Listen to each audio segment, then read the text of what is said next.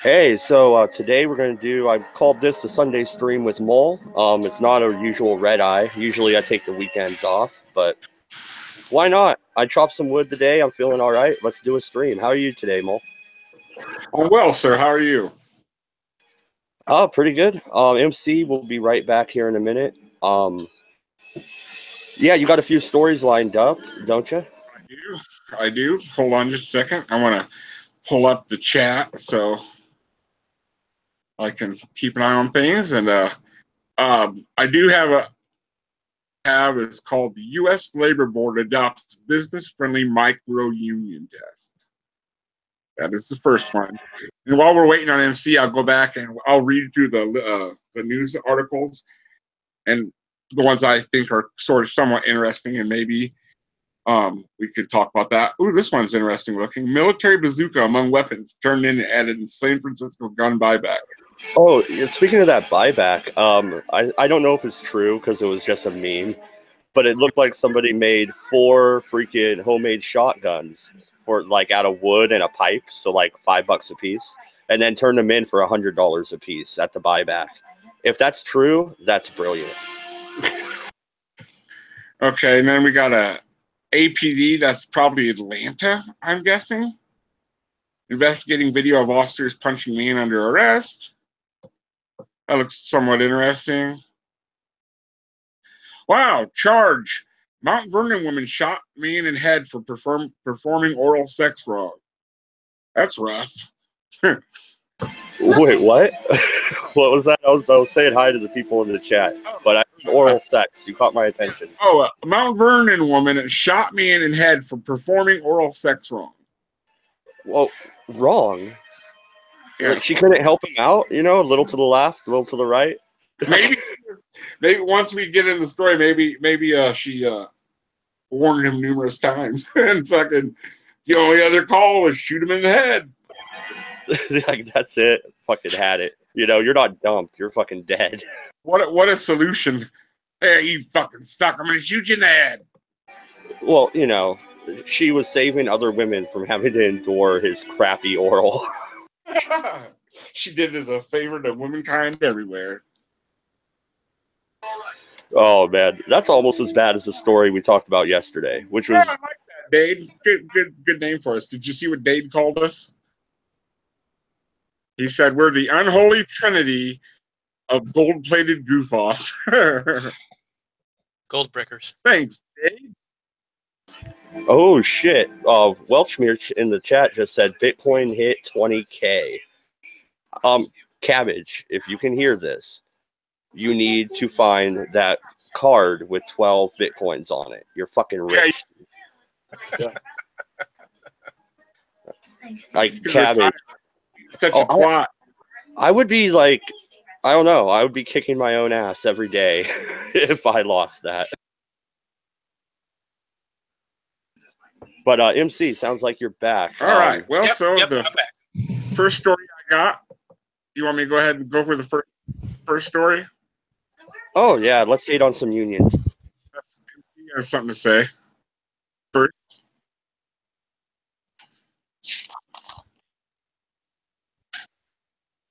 All right. Well, this gem is called U.S. Labor Board adopts business-friendly micro-union test.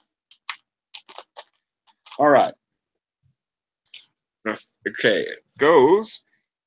A U.S. labor agency on Friday made it tougher for workers to form so-called micro-unions, made up of small groups of company employees, reversing an Obama-era decision that had been sharply criticized by companies.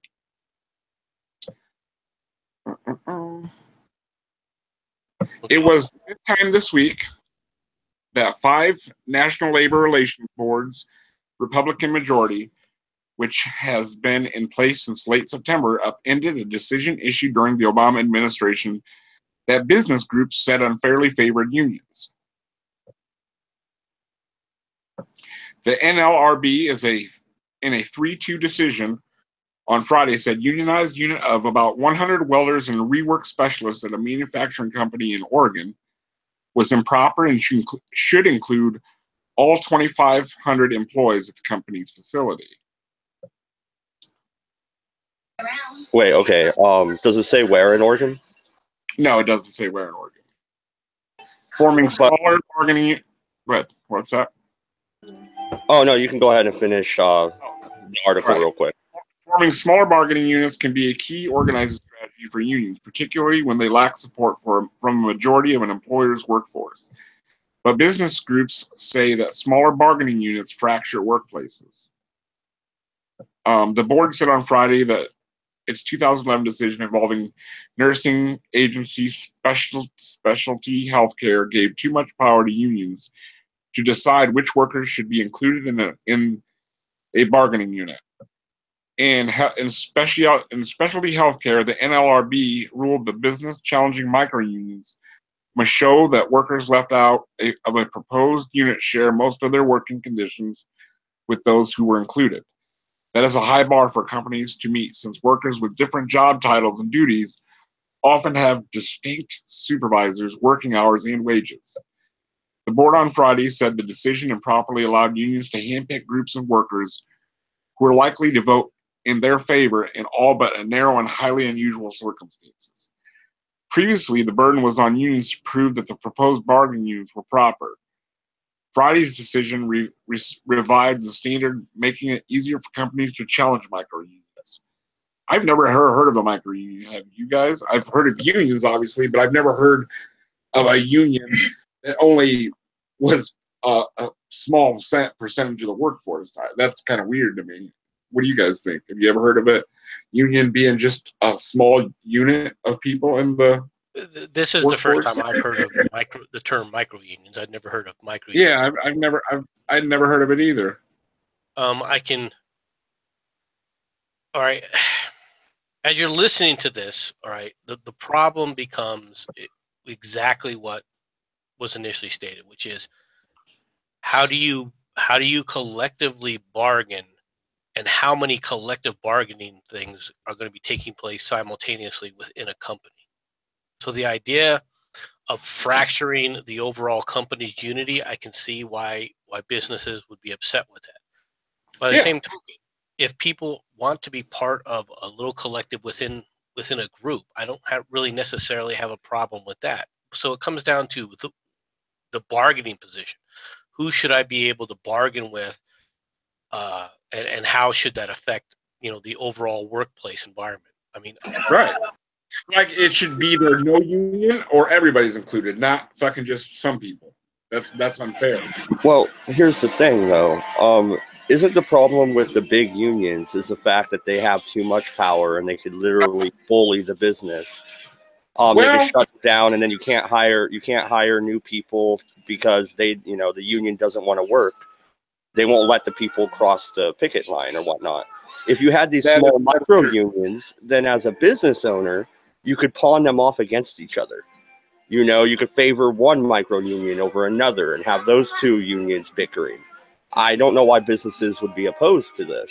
It seems to me they could play politics. And because unions will sit up there and respect picket lines by one union versus another one. At least that's been the standard in the past. If you're a member of a union and you walk across the picket line of another union, you're still a scab. Yeah. And you get hurt very, very easily. Well, I mean, what I was getting at is that it should be all or nothing. I mean, there shouldn't be a chance to have micro unions. The way they made it sound is like some of the people in the factory had no representation at all, and a small percentage had representation. Now, that is what they're saying. But at the same time, I mean, you're still if you don't allow micro unions per se, right, where people want to group together and have their own little collective, type of thing. So the problem becomes, like I said, bargaining position, because all of a sudden now, when a company's trying to establish, okay, what am I going to give? What am I not going to give in compensation packages? Pay packages. What schedules am I going to go on? If you have multiple different little micro unions in the same shop, then you're beholden to any single one of those micro unions, assuming that they say, okay, I'm going to go on strike. So, for example, they talked about welders. Well, there's only like 5% of this workforce is welders, and they vote to go on strike. Then, when they set up their picket line, the rest of the union people won't violate the picket line, or normally under normal circumstances, right? Right. So all of a sudden now, you have an issue, right? Where okay, this small 5%, even if the rest of them disagree with what the welders are saying, what the welders want for compensation, even if the rest of the other union workers disagree with it, they're now beholden to that. So it does create a difficult dynamic in that situation. All right. I have a feeling, however, that the situations are a little bit different in that I suspect that the rest of the shop is totally non-unionized, but that the welders are such a high of high importance that if they walk off just themselves, it still shuts down the entire company. Right. A small group of people can bring the whole company to its knees. So I think that has more of it's more a more likely scenario. Well, my problem with unions has always been the fact that if you go for a job that happens to have a union, you are forced to join, no matter what. Yeah. I'll tell you a little story about the one experience I've had with a union. When I was, from the time I was like 18 till I was 25, I worked in a factory called Great Dane. We built semi-trailers. And it was Pines before it was Great Dane. They got it bought out. It was a small private business owned by Phil Pines. He was a nice old man. But he sold out to Great Dane, which is, I'm sure you guys have all heard of Great Dane trailers. Or I've seen them anyway.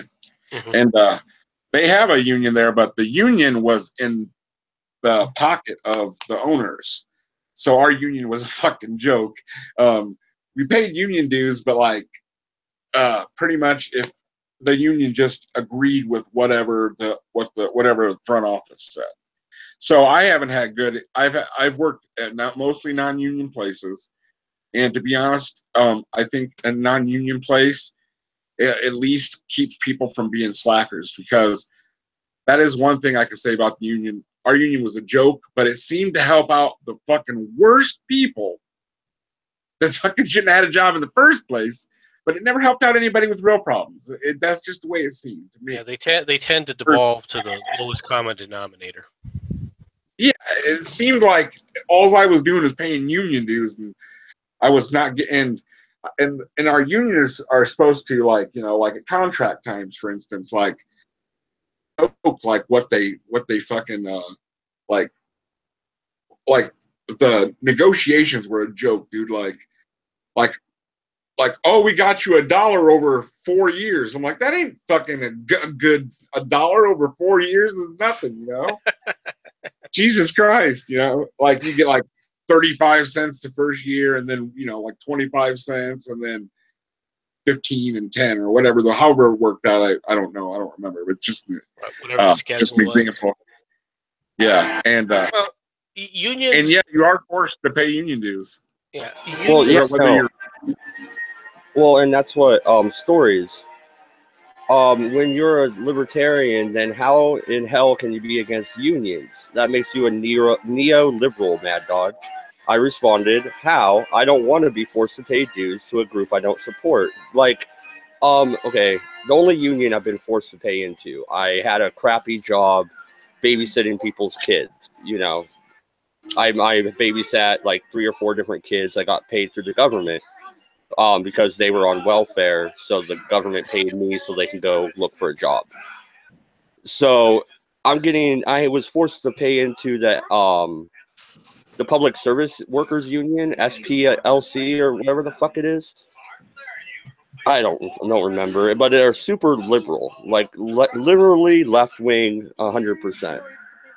It's the same union that all the social workers have to pay into and stuff. SEIU. SEIU, there you go. Yeah, why do I want to pay into that union? I didn't support a darn thing they ever freaking talked about or did, but I still had to pay the dues.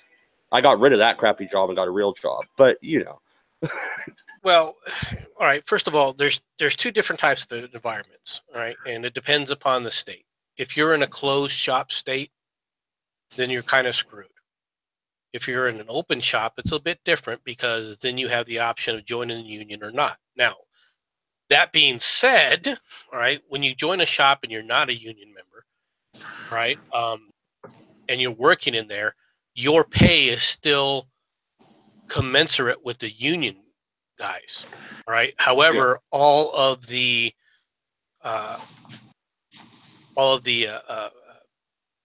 benefits, for lack of a better term, I can't think of what I'm really trying to say, but the benefits that the union has that they've given to their people, you don't get. So if they have like a pension plan, you're not necessarily part of a pension plan, right? You don't get their pension plan, et cetera, things like this. So your pay is lower in a certain sense. You're not paying union dues. That's great. However, you don't get any of the benefits that the union supposedly is going to offer their people. In a closed shop environment, it's very simple. You either join the union or you don't work for the company, or at least in that shop. Okay, so I mean, there's always those aspects, and of course, management may or may not, depending upon how high a level they are, be considered part of a union, or they may be outside of a union. So there's several different layers to this. Unions themselves, though, if a union is just functioning to fix a problem within the work environment, then unions work very effectively because work environment issues do exist, right? Especially for areas like mining, right? In miners, it's always going to be a dangerous job, all right? There's always going to be new technologies that would necessarily make it safer, but that the companies are never going to want to pay for, all right? Because it's cheaper for them to, human life is cheap in that regard, right? And so you're never going to be able to get rid of unions in mining, nor should you. Miners are definitely one area. But when unions become primarily less work for more money, right, then you have a problem because now you're basically holding the company to an artificial pay scale, and it becomes disincentive to work hard because you're on a pay scale. So why is my production value going to go up, all right, if I don't need to, all right? And when that happens over time, a company becomes less competitive against other companies unless they're all in the same boat. Either way, production, the cost of production goes up, the value goes down, and companies then begin to struggle. Okay, so for example, with the SEIU, right? Are they trying to fix the work environment? If the answer is no, then there shouldn't be a union. This is also my problem. The answer is no.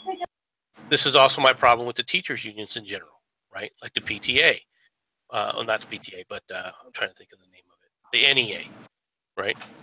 The NEA, they go on strike to get more work for less money, but they rarely, if ever, go on strike to actually fix a problem within the environment of the schools. And that's where the majority of the problem in these schools are. All right, you've got a lot of kids who are running the asylum, and the teachers union just sits there and lets it happen, and then turns around and says, "But we need to be paid more." So Right. parents are looking at it and saying, "Well, why am I going to pay you more when you're not fixing the environment within the school system?" Now, and I'll tell you. I was going to say, as a parent, I'm looking. They're saying we need more tax money for schools, more money for schools, always. They're already getting $6,000 a kid. They're not passing laws against truancy for the kid. They're passing them because if the kid doesn't go to the school for a certain amount of days, they don't get their $6,000 ahead. You know what I mean? It's not. They don't care about the kid at all. They just want to keep inflating the budget and getting more money in.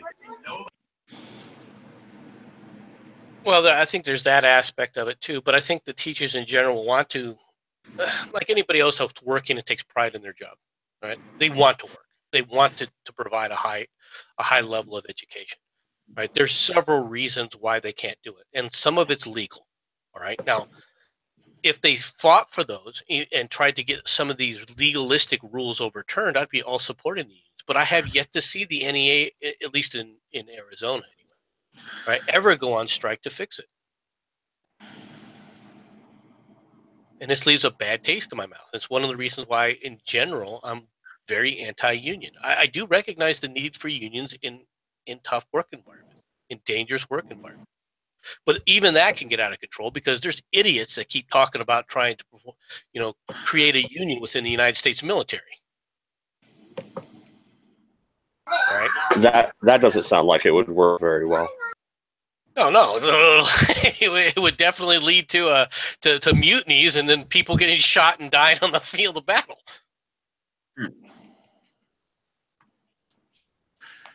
Yeah. I think that. Oh, go ahead. Anyway, the fuck.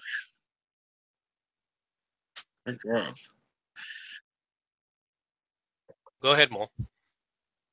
That was pissing me off. Okay. I forgot what I was gonna say. Damn it.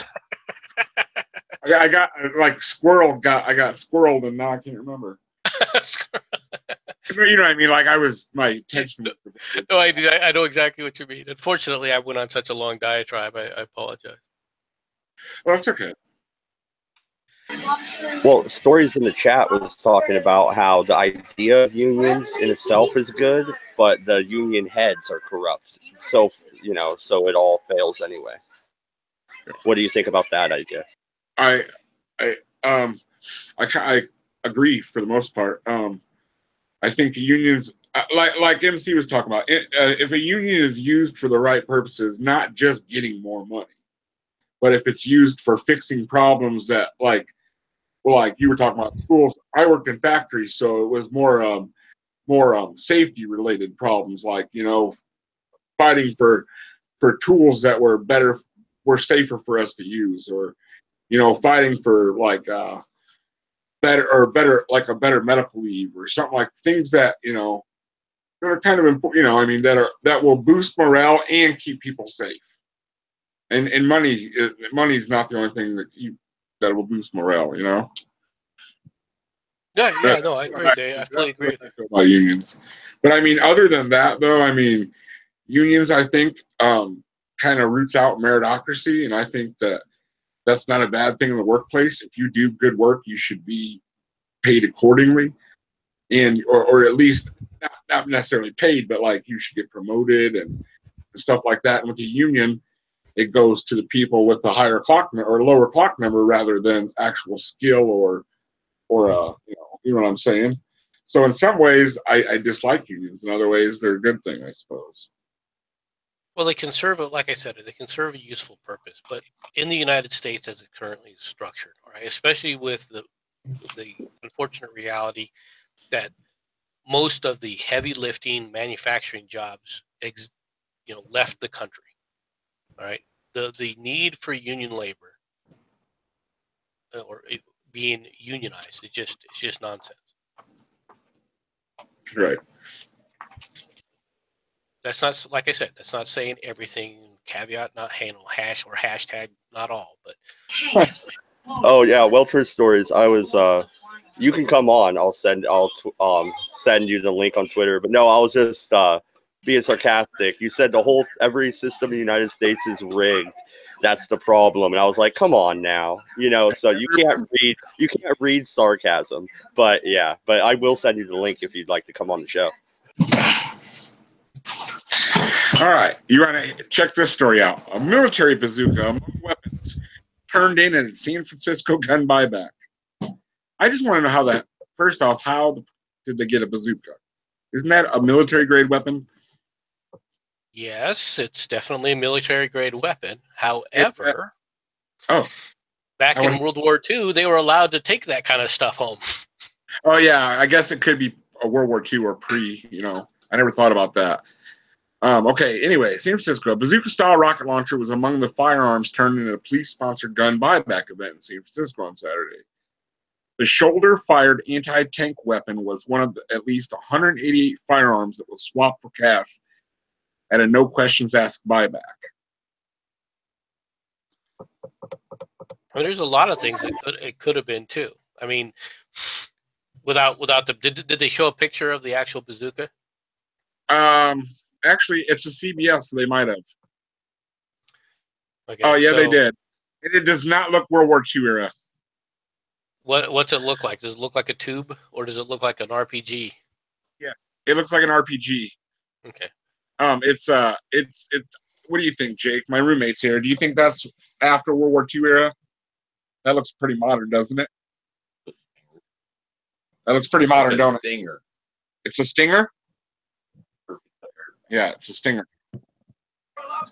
Well, could you dismantle it and bring it home in pieces? I've heard You of can't dismantle military a Stinger missiles. missile system and dismantle No. it and bring it back. Well, I'm just saying, I've heard of people even doing that with grenades, taking the core out and sending it, and then sending the rest of the grenade. They do that with rifles and shit. Well, you can do that to a slight extent. I mean, when we left the battlefield environment to come back to the United States, all of our bags went through X-rays. Okay. And by the same token, however, we were also carrying arms. We were carrying our weapons, and those were put in cases that were sent to the X-ray as well. So a rifle, I can easily see a rifle making it through fairly easily. A grenade, not so much anymore. Yeah. But back in the day, back in the Vietnam era and before then, they had what they called war trophies that they could bring home. Yeah. It was a little bit. I mean, it wasn't like World War II, but you could still get away. I mean, people would turn their head a lot easier, I imagine. Well, for example, if somebody said, if a unit came in and they deemed an M60 as not worth repairing, for example, an M60 is a heavy machine gun. Yeah, I know what M60 is. And they just deemed it as not repairable, not cost-effective repairable, so they just basically issued another one. You basically have an M60 that if you on your own, if you want to replace a couple of bad springs or something like that, you have a working M60 in your house. Right? I mean, because when they gave it, when they had termed it as not useful, but to the military anymore. You can hear what we're talking about. So something like that could easily happen. Now, if it's a modern weapon system, if it's like an RPG or a Stinger missile system, now I find it hard to believe it's a Stinger, because if it's a Stinger, that's not an anti-tank weapon. That's an anti-aircraft weapon. Yeah, I know. It did look like one though. My dad was I told you about his Army career in the regular Army, but in the National Guard, our National Guard unit is the Stinger unit. So I have seen them before, and that is exactly what it looked like. So if it's a Stinger missile system, then the but the head article is incorrect. About the head was they're not going to know the difference. They're fucking dumbass reporters. But you know how with the Stinger it has the bulbous head at the end that comes off when it's fired, because it's not like a barrel without the shell. But so anyway, yeah, it looked like one though. If that's the case, then that should have been more worrisome than anything else, because if somebody's running around with Stinger missile systems, I mean, especially if it gets in the hands of a terrorist, okay, you're talking about the ability to take down, a civilian aircraft, like a 747 or whatever that's coming in. If it's coming into land at any point in the city, if you can see the plane, something like that is capable of taking it out. So it could be anywhere within, literally miles of the airport, tens of miles of an airport. You might have the ability to take down, a civilian airliner with literally hundreds of people on board. Because as they come down, once they get below 15,000 feet, they're easily within Stinger range. Well, and this is why everybody should have a Stinger missile. That way you can shoot down the other missiles as some terrorist tries to do damage. Shooting a missile with a missile is not as easy as you think it is, Matt. Yeah. I'll just hire my Coca-Cola Death Squad to do it for me, but it'll be okay. It's not shoot. No, really though. How would they took it to a gun buyback center? Yeah. And they didn't get arrested? No questions asked.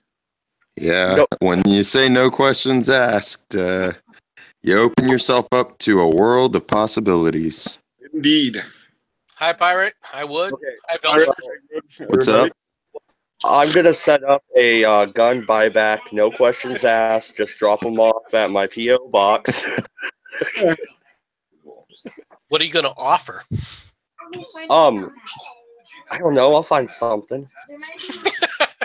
You realize, of course, unless you've got a federal firearms license, right? If somebody hands in something like a machine gun, you can get arrested. You're such a killjoy, MC. God damn. Just letting you know. You wouldn't like jail, Matt Dodge. I don't think you would. No, I wouldn't. I'll pass on the prison sentence. I do want to hear, not to go back to the unions for too long, but Torsten, are there unions over there in Germany? And if so, are they as powerful as the ones here in the U.S.? Yeah, we have some, but the problem here in Germany is pretty much the same. That the people who are in charge of the unions, who lead the unions, they are pretty much corrupt. They only do everything in their interest, and they basically give a shit about the workers. So that I think that is a general problem, because, like, the union leaders, they are almost the same like politicians.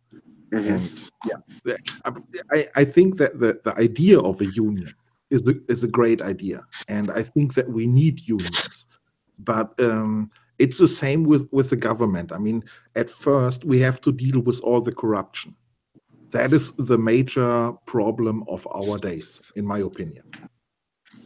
Now, I posted in the chat, for example, like with healthcare or with education, because education you spoke about the teachers unions. I mean, the system is completely rigged, and that is the problem. I mean, especially in the United States, no, there is no place on earth where healthcare is more expensive. And there is barely a place in the world where education is more expensive. But still, both structures are really, really bad, in really bad conditions. And that is because of all the corruption. So the problem is not that you have a union. The problem is that you have a corrupt union, in my opinion. Well, no, and that's a fair analogy, because look at the Teamsters, for God's sake. They've been corrupt for decades. Everybody with Well, the problem, okay, if you get a corrupt leadership within the union leadership, unless I'm mistaken, is generally voted on as far as who's going to represent the people within the union, their representatives. They vote for it. So if they're willing to elect that kind of corruption, what does that say about the system in general? But it's the same problem that you have with the politicians. You don't have a choice. You have to make a choice between two differently corrupt politicians. Yeah, last US election, you had the choice between Hillary and Trump, and they are both crappy. That is not a real choice. And with the union, it's the same thing. The people who would be different, they don't come into the position to be elected in the first place. But what does that say about the populace electing them? If you're willing to put up, if you're willing to have people that are corrupt, and you're willing to put them in place, all right, and you're not willing to get rid of them, what does that say about the populace that's voting them in? See, the other aspect of this is, how do people know when someone's corrupt, right? You want to talk about American politics and compare it to unions. Well, that's okay. Let's do this to a point. But here becomes the issue. If you have a union leadership that's corrupt, how do the union members really know that? How are they informed about that? Right? Come on, they can judge it by the action. Yeah, the MC.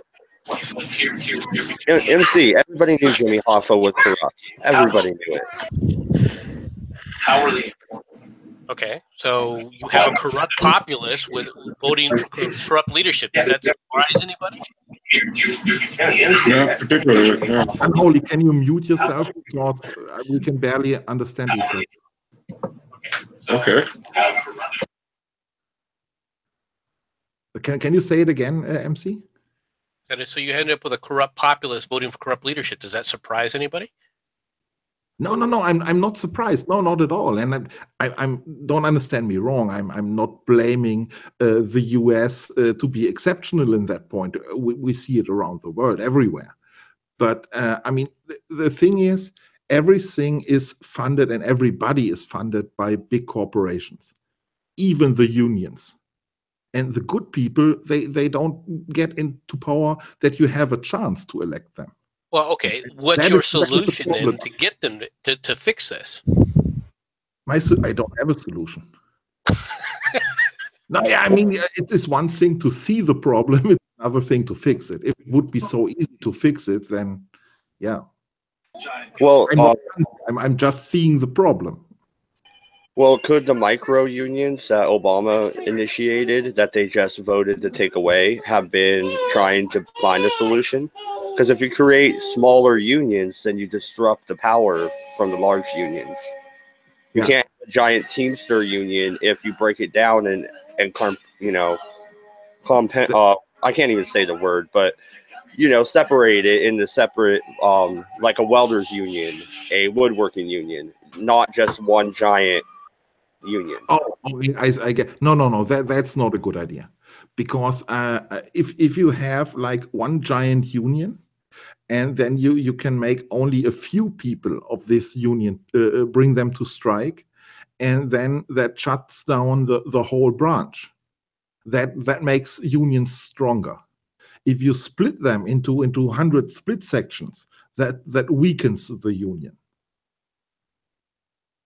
You know what I'm talking I about? disagree with you there. I think that actually would strengthen a union in and of itself, because if you have a smaller union, all right, that then can say, okay, we're going to go on strike regardless of what the rest of the union leader membership would want, the members outside that are part of other unions, all right, and they essentially, like I said, they can break.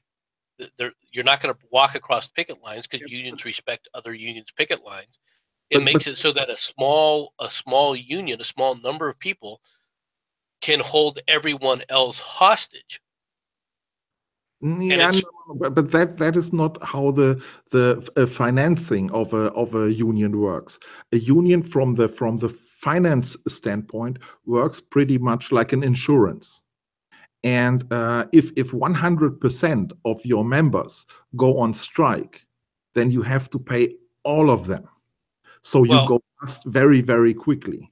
Well, but what happens is in the United States, now I realize this is somewhat unique to the United States. In the United States, all right, we've had it where several different shops had multiple unions, and when one of the unions went on strike, the rest of the other unions decided not to cross the picket line. So basically, at any point in time, any one of those unions, and with their membership, without including any voting from the other union's membership, could go on strike and then hold the shop or the factory, or however you want to look at it, all right, hostage. We had the same system here in Germany, and now we have new laws in place that forbid this. Do you know the German company Bosch? B-O-S-C-H. All right, and they are the biggest supplier for the automotive industry. So when our union for the automotive workers is the IG Metall, and when they decided to go on strike, they decided to strike only Bosch, only at this company, because if they strike there, then all the car manufacturing companies have to shut down. And that would be very cheap for them to just pay these few workers instead of all the hundreds of thousands automotive workers. So they were very powerful. And then our government decided, no, this is against the law. You can't do that anymore. Either all of them go to strike or nobody. And that lead to nobody is going to strike now again because nobody can afford it.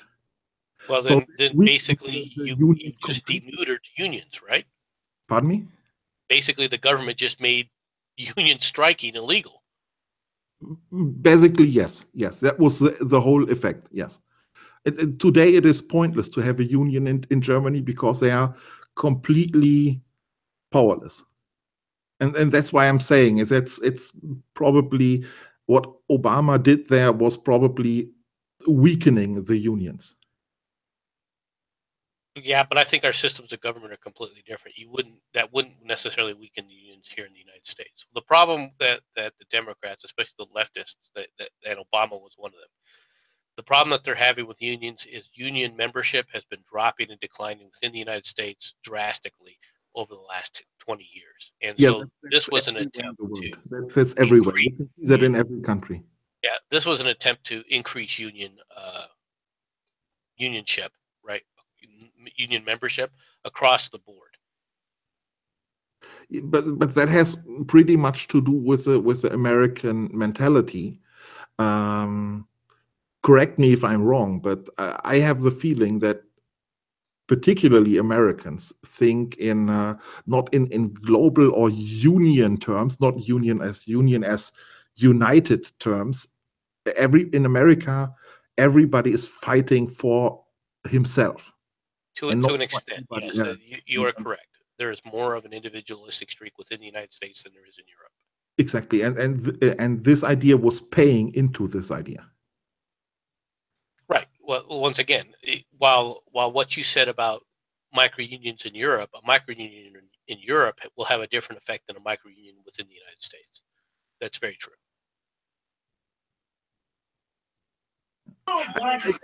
The major problem is the corruption within the system, and that is the thing. The corruption and that the propaganda that comes with it. Yeah, because I mean. Okay, the problem with when you start talking about corruption is in order to prevent this from actually taking place and actually happening, you need to create some kind of moral society or moral collective. All right.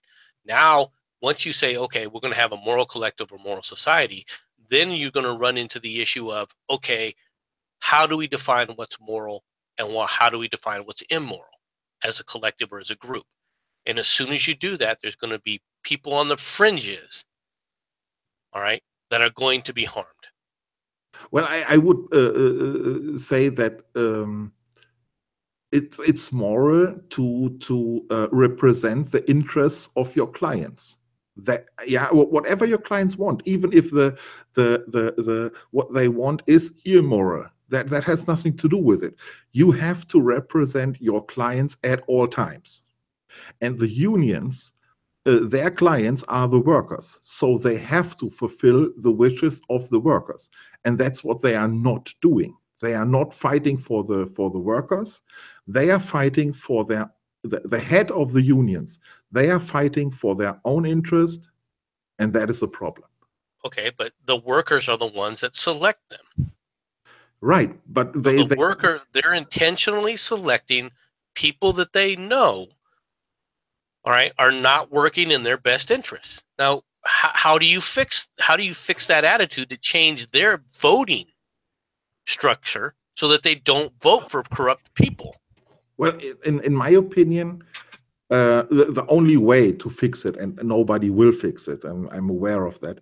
The only way to fix it is if you can prove that anyone is corrupt or takes money from whatever entity, then that, in my opinion, is a terrorist act, and they should be treated as such.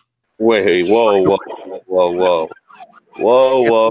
When a politician takes money from a big corporation or a big union, yes, they are doing way more harm to society than any terrorist imaginable. And they should be treated as such. They are terrorists. So you want right away. Kill them right away. You want to hang half the Senate? Yes, of course. And I'm the crazy one? Half of it. I like this guy.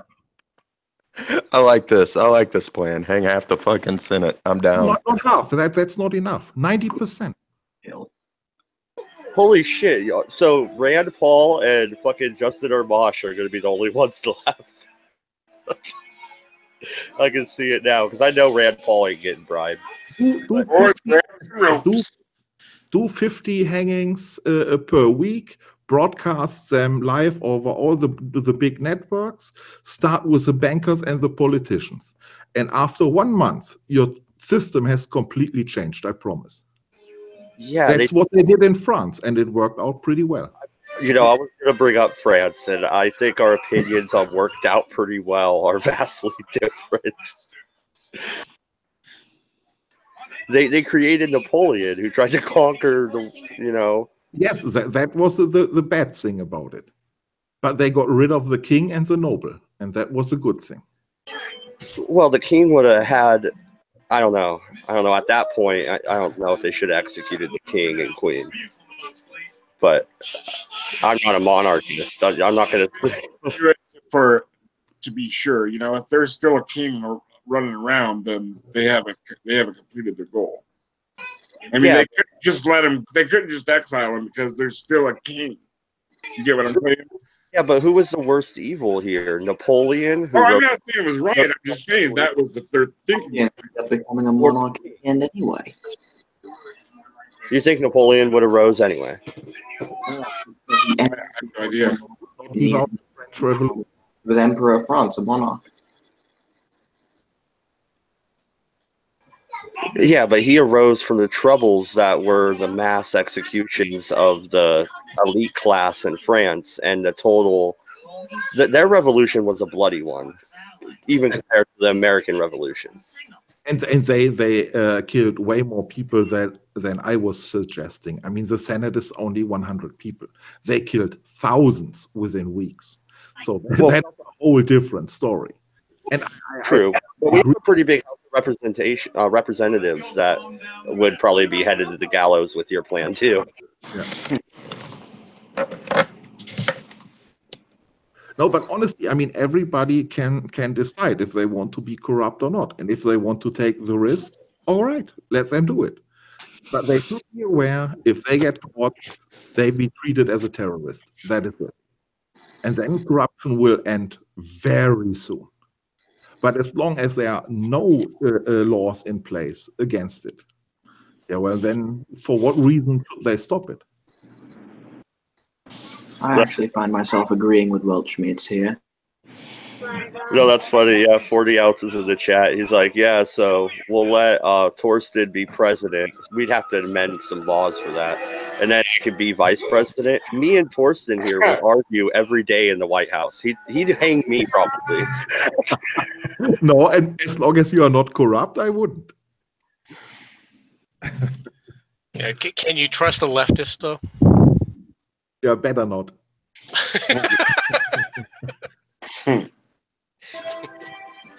Well, I veer left with social issues, but I veer pretty far right with fiscal.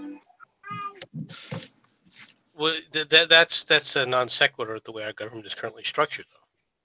That's one of the problems that you're having. You can say that you're a fiscal conservative, and you can say that you're socially liberal. Okay, then you have to accept the fact that you're going to pay for social programs. That government social programs are on the docket then, right? Okay. You can't just take the safety net away that exists right now immediately overnight. Just like you can't go hang the Senate, Torsten. I'm sorry, but we can't. I would be perfectly happy if we tear down the social safety net. Today, as a socialist, I would totally prefer it, because one day later we have a revolution and a fucking bloody. So, in my opinion, tear down all social. And who is going to lead that bloody revolution? A bunch of people who are non-corrupt? Care to show me whether that's ever worked? No, that will not work, but it doesn't matter. Just a few 100,000, and then we see. So you just want mass murder? Is that what you're advocating here? Yeah, exactly. I don't think advocating mass killings is going to solve anything. Well, It solved a lot in the past. Look at the history. In the past. Yeah, look at Germany. They got rid of all those stinking Jews. I'm just kidding. Oh, damn it. Damn it, pirate. Every time. I've got to get us banned somewhere. In history, when you have these kind of bloody revolutions that you're talking about, all right, with very few exceptions, and there are a couple, but they're the exceptions, not the rule. You end up with the Soviet Union and mass murder on scales that human beings, that boggles the minds of human beings. And that goes all, now don't get me wrong, that goes all the way back to, ancient times as well. I mean, with Tamerlane and so forth.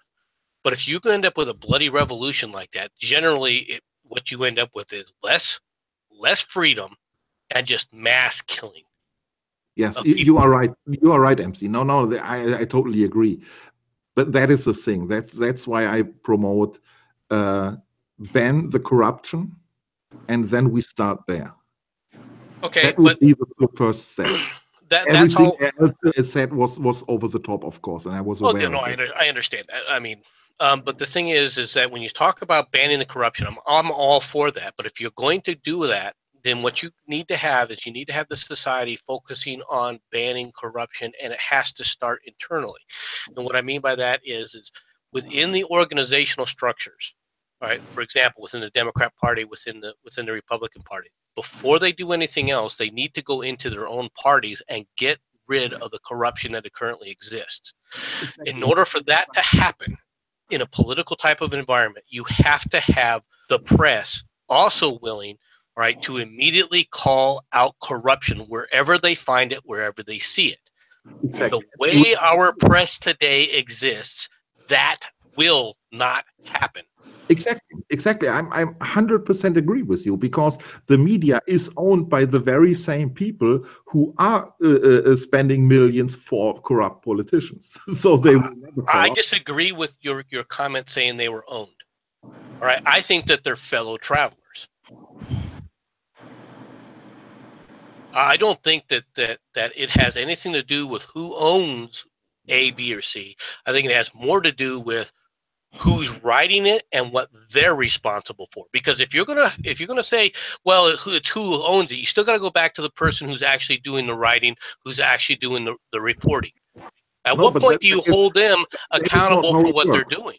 But see, that is not how it works. I worked in a big news outlet, and I can tell you the guys come in the morning, they read the Reuters ticker or the Associated Press thing, and they have like 2 lines of text, and then they make a 5-minute story out of it. But these news, they get provided by AP or by Reuters, they're already setting the playing field, what they are talking about. Nobody is taking a microphone, going out and interviewing somebody. Okay. Nobody cares about that. Okay, but there's nothing stopping those journalists from saying, okay, stepping back and doing that themselves. Of course, there's somebody stopping them. If they don't do exactly that, then they lose their job.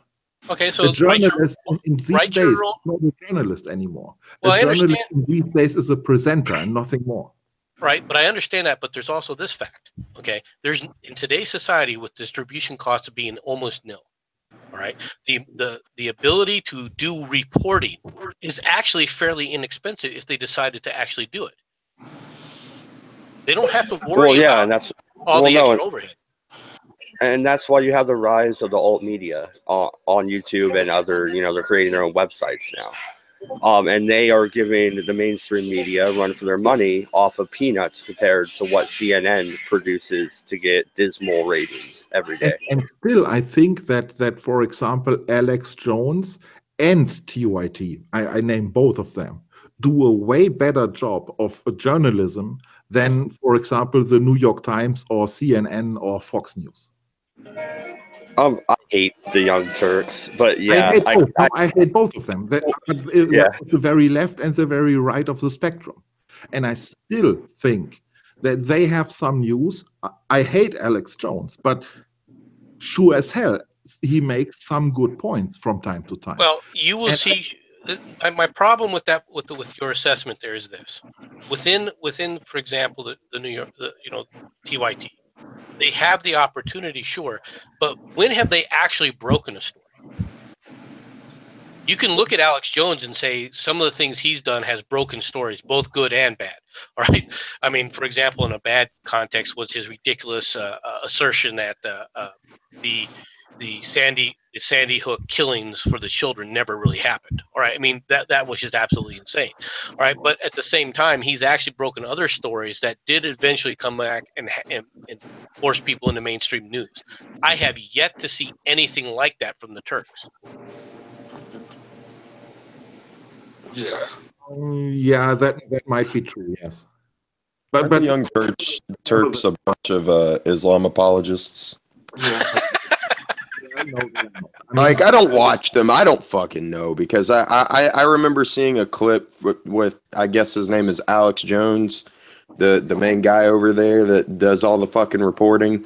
I just watched one clip and he said some of the dumbest shit I had ever fucking heard, and I turned it off. I've never watched him since. It might have been Alex Jones. You never know. I mean, both of them say some pretty stupid shit. Yeah, he does say some fucking wild shit.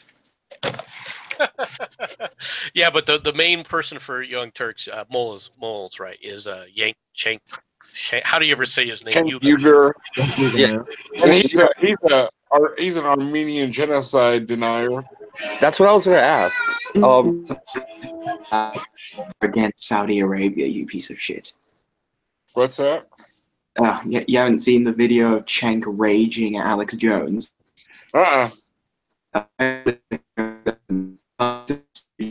Wood, I couldn't hear you because you're roboting, dude. Yeah. Yeah, man. Am I still roboting now? No, you're good now. Oh goodness, would forget it. Yeah. You were right. You were good, and then you were.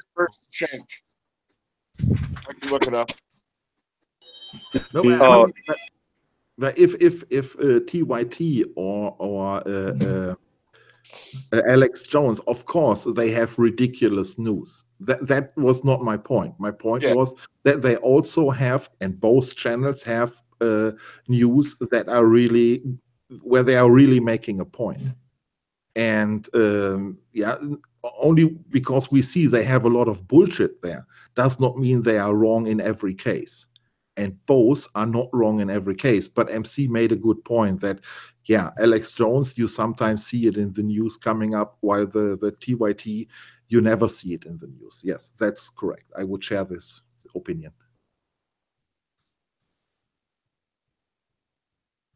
Yeah, no, this is why I rail against the news, right? And I have no problem with people calling out Alex Jones or calling out Fox News, all right? The problem is almost nobody calls out the Washington Post. Almost nobody calls out the New York Times. Now, the glaring exception of that, of course, is Trump. All right, but prior to Trump calling these guys out, nobody was doing it.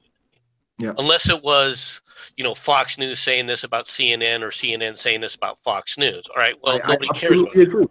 I absolutely agree. I completely against Trump, but I still see that he has some very good points where I agree with him. I think he's a political moron, but you are right. He's the first one who calls them out. Yes. And I appreciate it. Yeah, but he's either a moron or a fucking genius, okay? It's one of the two. Right. He's definitely not a genius. That's what we can tell so far. Can't he be a little bit of both? I mean, come on. A lot of what he does, I think, is unintentional, but there's a lot of stuff that he does that is obviously intentional as well. I don't know. So, anybody that's a fucking billionaire has got to have some fucking savvy, at least when it comes to business. Right. Well, business, government and business are not necessarily the same thing, though. They're a lot more they're a lot more alike nowadays, I think, than they ever were, though. Yeah. I mean, but his foreign policy is fucking. I don't think he's not a very good negotiator or diplomat in any way. He needs to let other people take care of that shit. He's gonna get us killed. And he has very little knowledge. I'm more willing to give him some leeway on that regard because he's only been in there a year, and I really haven't seen anything from a foreign policy perspective that's done any real damage. Well, not foreign policy. I just mean the way he interacts with foreign leaders. Like, I don't really think it's a good idea to be baiting fucking Kim Jong-un on fucking Twitter. It's probably not a great idea. No, I would agree with you that that's probably not the best. Maybe that's what I meant. But it has shaken up the dynamic that had been going on in the world for decades. You got to give credit for that. Now, whether that's a good thing or not, I'm willing to wait. And the way he dealt, for example, with Bombardier, that was great. That was awesome. Because you can't have a trade contract like NAFTA, and then at the same time have a country subsidizing their industry. So you have either or. Either you have a trade agreement or you're subsidizing your industry, but you can't have both. And he called Canada out for it, and that was correct. But that was one of the rare occasions where he was correct, in my opinion. Well, now we have 2 cabbages. Now we're back down to 1 cabbage. Well, it's that goddamn control panel. It's like the Matrix, damn it, fucks it every time. That control panel's back to fuck us over. The thing about trade is trade is going to be trade is trade. Some people are going to win, some people are going to lose. Okay, I'm not saying that I'm happy about all the trade deals that we've had. I don't see a problem with renegotiating trade deals necessarily. All right, for especially the one in the Pacific trade deal, that thing was a disaster for the United States. So I had no problem killing that. NAFTA, to renegotiate it, okay, let it go. All right, let's see how this plays out. As far as ending it specifically, but prior to doing that, I'm not necessarily for that or against it per se, because I want to see more about it. The problem that I have, I can't trust the media to give me a real story. I can't trust the media to really tell me what's going on with it. And I have, and so I end up going, okay, let me explore this a little bit more. Let me explore that a little more. And I get information, but unfortunately, I'm not an expert when it comes to trade deals. Okay, so how do I know how to evaluate, from a prioritization perspective, these positives and negatives, all right, effectively? And that is exactly the problem, in my opinion, because you either have media like CNN, and they are blaming Trump for everything. Whatever he does, it is wrong. And then you have Fox News on the other side, and they are praising him all the time. And both are wrong. I would like to know. Well, hold on a second there, because you said that the Fox News is praising Trump all the time. No, they're not. If you take a look at they're about 50-50 praise versus denigration. Right. And this is the other problem with Fox News that Fox News has, is Fox News has been labeled the quote unquote right-wing news network, specifically for 2 individuals, Sean Hannity and Bill O'Reilly, right, who were commentators. All right.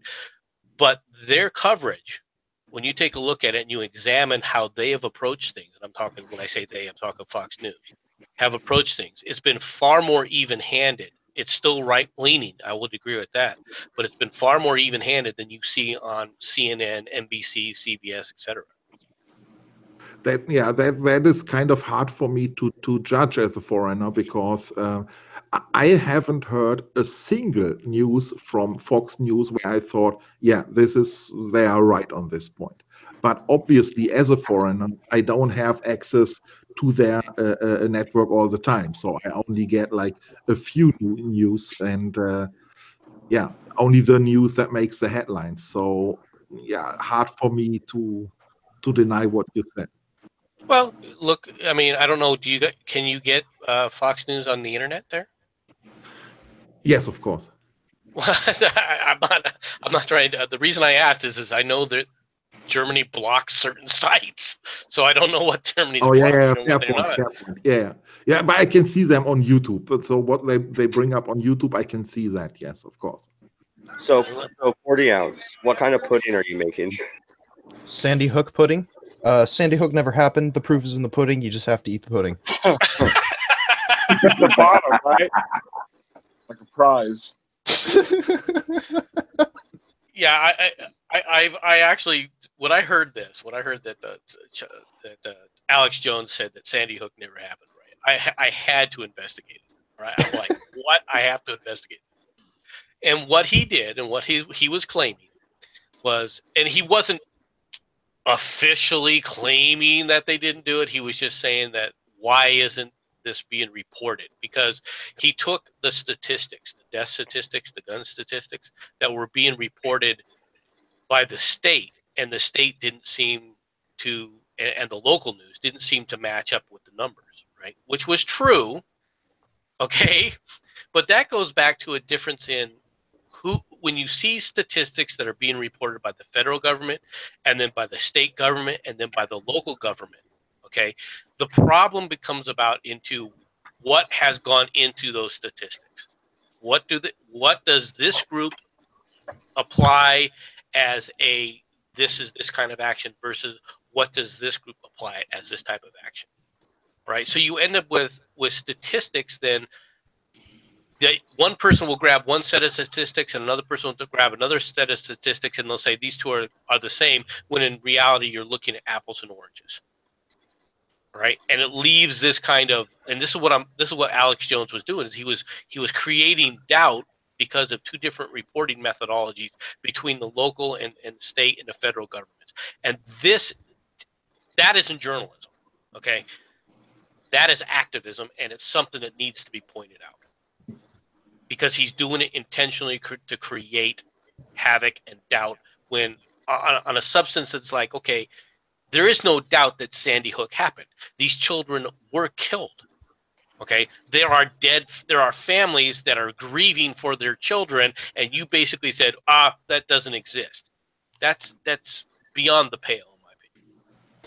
Yeah, and one of the things that actually kind of irks me just a little bit, and this is a kind of overarching theme with all conspiracy theories, like, for instance, this not only applies to Sandy Hook, but also the explosion of the Challenger shuttle, where you look, 5 or 10 years into the future and like, oh, look, that person was on the Challenger shuttle. That person was an astronaut. It's just like, right. You don't seem to understand the concept of gene pools and that everything is pretty much a roll of the dice and that people can actually look similar to each other. Right. So the crisis actors is rather overblown, in my opinion. The fact that they're reusing people, you have to understand that there is such thing as a gene pool and people can look similar. There's probably someone out there that looks exactly like me. It's a matter of chances, pretty much. Everybody's got a doppelganger. And when you find them, get rid of them. And the Challenger exploding, I watched it, and it was traumatizing to my young ass. Let me tell you. Yeah, they didn't let you go home, though, did they? You know the story about Charlie Chaplin, where he applied at a doppelganger contest? Yeah, he got like second or third or something. Yeah, I heard that story. So basically, he went to a group of people that were pretending to be him. Yeah, look like contest, and he didn't look quite like himself. Is that what it was? Yeah, exactly. Before or something, I don't know. I hadn't heard that one. I'll have to look into that because that sounds amusing. That's right up his alley too. I like Charlie Chaplin. Me too. I still think he's an idiot in a lot of ways, but I do like him. The thing is a lot of stuff comes from time frames. I'm going to ask a question, Mullen. I want your honest opinion about everything, all right? But it's a curiosity coming from something I watched with Styx. Right? Okay. Take the Wayback Machine back to the Clinton impeachment. Okay. What was that about? He got a blowjob. Okay. And he denied it. I did not have. And the money paid for the investigation of this blowjob, they spent more money on this investigation than on the investigation of 9/11. Isn't that surprising? Very. Not really, but then again, the reason I asked the question is because of this. People are still looking at that through the lens of the mainstream media. All right. I mean, Mole's point goes right back to how the mainstream media portrayed that, because that was not what the impeachment thing was about. What was it? Didn't he get impeached because he lied under oath?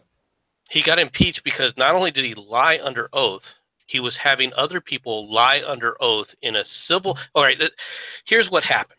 All right, here's the case. Do you remember Paula Jones? Yes. All right, Paula Jones launched a civil suit claiming sexual harassment while Bill Clinton was I think at the time he was either the district attorney or the governor of New York.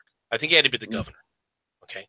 And what she was claiming, and this is part of what her claims were, she claimed that she got picked up by the state police, taken to Bill Clinton's room, where he undressed himself and told her to kiss it. Okay. And obviously this was a case of sexual harassment. Now, the first thing that happened with this, of course, is the lawyers for the president went and said, he's the president of the United States. This is going to harm his presidency. There's no reason why you can't delay this until this civil lawsuit until after he's president of the United States. Okay, this went all the way to the Supreme Court, and in a 9-0 ruling, which I have yet to understand to this day, all right, they ruled that no, this isn't going to affect his presidency whatsoever, and the lawsuit can continue to take place. All right, now, how do you end up with a 9-0 ruling here? I have no clue. Okay, because this is obviously going to affect the president of the United States, and there was no impelling reason why it had to take place at that time. Right. Okay, but the Supreme Court made its decision, so they were allowing the lawsuit to go forward. Okay, now, when the lawsuit was going forward, the lawyers for Paula Jones were deposing the president of the United States and several other members. Okay, during that deposition, a person came forward named Linda Tripp. Do you remember who Linda Tripp was? No. Okay. Linda Tripp said that she was being told by several people, because what the lawyers were trying to establish, the Paula Jones lawyers, was a pattern of behavior so that they could win their civil lawsuit, right? And they said that this is the pattern of behavior. So one of the people that they had interviewed was also Monica Lewinsky, and then they also interviewed Linda Tripp. Now, Linda Tripp claimed that she was being pressured by Monica Lewinsky to lie under oath. What's more is she was being told, she got told by Monica Lewinsky that the president lied under oath, I've lied, and now you can lie so that we all have the same story. So basically you have an obstruction case along with a lying under oath case. Right. Unfortunately for Bill Clinton, Linda Tripp had a recording of this conversation. Oh, shit. Okay. Yeah.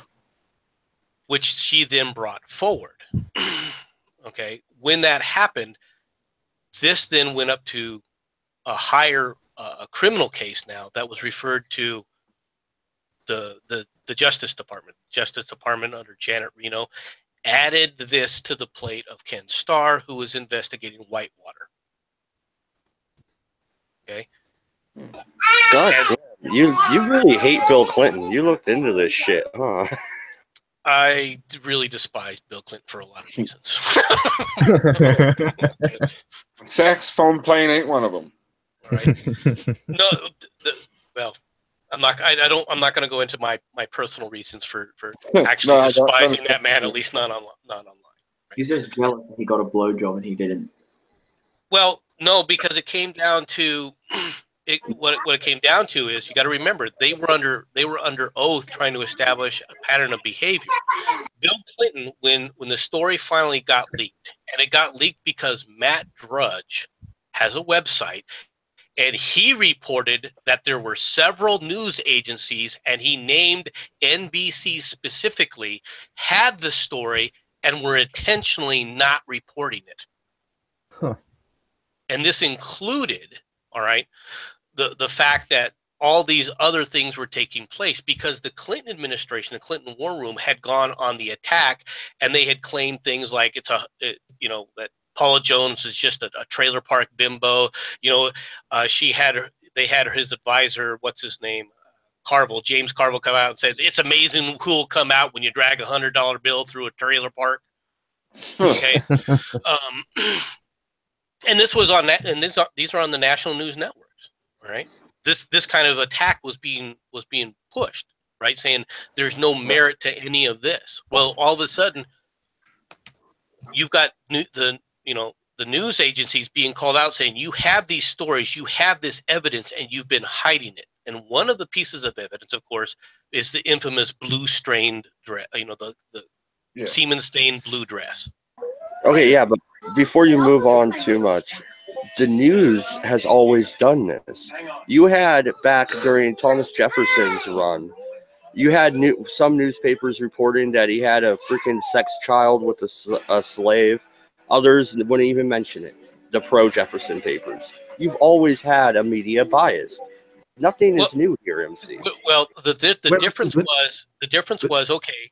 Take a look at how monopolized the mainstream press's account of this has been, to the point where Mole thinks that the whole thing was about a blowjob. It was initially. The interesting thing, in my opinion, is that you are right, Matt Dodge. It was always this way, but with Trump, it is the first time in history that a president says basically all the news outlets are fake news, and he's directly casting his news himself via Twitter. And that is something that has completely changed. And at the same time, we have a platform like YouTube where everybody can broadcast whatever they want. That is a completely new situation. Right. I would agree with you. Yeah, absolutely. Yeah. Now suddenly I do news and freaking political debate all the time on a platform where millions of people could watch. Yeah, that's amazing. And all other earlier candidates, they were all backed up by the big money, by the banks and by the corporations and so on. So they always relied on the classic media. And Trump is the first candidate who gives a fuck and says, you are all fake. I broadcast my own shit, and I give a crap about the big corporations and so on. Well, I think it goes beyond kind of that. New. Yes and no, all right? Because during the Nixon impeachment trials, when that was getting ready to go forward, all right, Nixon attempted to call out the news as well, right? Now, oh, really? Yes, but the difference is, of course, is during that time frame, there is no alternate ability that the president has. He has to use the media to relay his commentary, all right? So they would basically let Nixon speak, and then they would bring their commentators on his speech. Right now, there's two things that you got to remember. Nixon, while he was right, he was also wrong as well. He was guilty of trying to cover some of this stuff up. All right, he was guilty of knowing that there was crimes committed within his administration, and using and trying to prevent the Justice Department, which technically is part of his administration, from reporting those facts. He was guilty of that. Now, is that a crime? Is that a misdemeanor for impeachment? Okay, the reality is yes, it was going to go forward. Nixon was going to be impeached. And what's more is there were senators from his party that had gone to him and said, if this reaches us, we're voting to remove you from office. All right. Okay. The reason is 20 years later is you end up in a similar situation with Bill Clinton, and Bill Clinton wasn't, and the Democrats in the Senate were willing to sell out their principles, and did on national television. Yeah, but like I always say, it has nothing to do if you are a Democrat or Republican. The whole system is rigged. Well, I disagree with you. You got to remember, when you talk about the system being rigged, the people who were rigging the system were the mainstream media, and the mainstream media isn't just left or right. It's hardcore left, and had been totally in control of the narrative. You didn't have an alt media. MC, that is exactly the mistake. They are not hardcore left. They appear to be hardcore left when they talk about bullshit that does not matter. For example, like this Black Lives Matter shit and these social justice warriors and all these bullshit. Then they are hardcore left, or they pretend to be hardcore left. But they're also hardcore left when they're hiding the malfeasance that actually took place under the Clinton administration. When they went on the attack and dragged Linda Tripp through the mud and the dirt, and basically you can't cover that shit up. I understand where you're coming from, but in my opinion, that's not hardcore left. That is hardcore protecting the bank's interest, because everybody knows today that Bill Clinton was the best friend of the big banks, and they were protecting, or they tried to protect, their investment in him. And that is what I don't think that the bank. Okay, that's a different situation, and this is something else that's different within the United States versus Europe. All right, the power of the banking interests within the United States is not as powerful as government. No, that is a joke. That is reality. Is compared to the big banks, the president has no power whatsoever. Really? So Obama didn't sit up there and tell the Treasury Secretary to get the CEOs of the banks to come in and agree to their terms for a bailout, or else. What? He made them agree on anything? No, it was exactly the other way around. You're completely wrong. Obama brought in the CEOs. You can even read about this for what he did, for example, to Wells Fargo, and told them, you will sign off on this or else. This is why the banks now within the United States are having to consolidate, because he basically forced all the little bankers out of position. Wait a second, MC. Wait a second. That goes way too far. The banks asked the president to bail them out. And no, not all of them. Wells Fargo didn't ask to be bailed out. A few didn't, and the idea was that they bail out in quotation marks. They bail out everybody, even if they are not bankrupt, because that they don't want. But it wasn't just bailing them out. It was bailing them out at the same time. Sign over this power to us. You will do it this way. This is how you will do it. Here's the regulations you will accept on you. Not only that, but they set the whole thing up because they made them give loans that were high risk. They made them consolidate all the high risk loans. Government intervention. To an extent, yes. The only situation where Obama really used his power, and that was a really smart move, was when he was facing a government shutdown, and when he started talking about this $1 trillion coin. That was a smart move, and that was the only time. That isn't the only time. The good God, the man sit up there and reported when he wanted to switch power. He reported to the press the names and the addresses, right, of the CEOs that he was going to go after. MC, give me one example of regulations that Obama brought in against the banks. There is not a single regulation in place. Take a look at the power. Really, one of the things that they did, right, was they sit up there and said, we are going to establish this demarcation line for when you're solvent and when you're not, which is one of the reasons why Wells Fargo didn't want to do this. Right, when they said you have to have so much cash reserves in order to be called a bank as far as a percentage of the loans that you're making. All right, that was a direct regulation that came from the Treasury Secretary of the United States. Yeah, but the percentage that they have to have is 10%. By law. In reality, they have less than 3%, and they are already requesting that they have less. No, they were establishing higher demarcation points than they had ever established before. All right, and it wasn't established by law; it was established by regulation. Now, I realize that there's a conflation between the two, and that it's easy to within the United States and how the United States structures things. The problem with the Treasury Secretary or any government agency, to be honest, is that if they're given broad-based powers to establish their own baselines, they can arbitrarily change those baselines on a whim. This is, for example, I'm gonna go to the EPA. The EPA decided that they were going to, and they went to the Supreme Court, and they were authorized to decide that carbon levels can be used as a pollutant. They're going to recognize carbon levels as carbon dioxide as a pollutant, and then they get to establish what's an acceptable level and what isn't an acceptable level for carbon dioxide. It has the force of law, but in reality, it's a arbitrary decision being made by a political entity, all right, in this case, the EPA, the bureaucracy, without any legislation ever taking place, any additional legislation. It doesn't have to go through Congress. It doesn't get voted on. They get to determine that on its own. And the same thing was being applied here.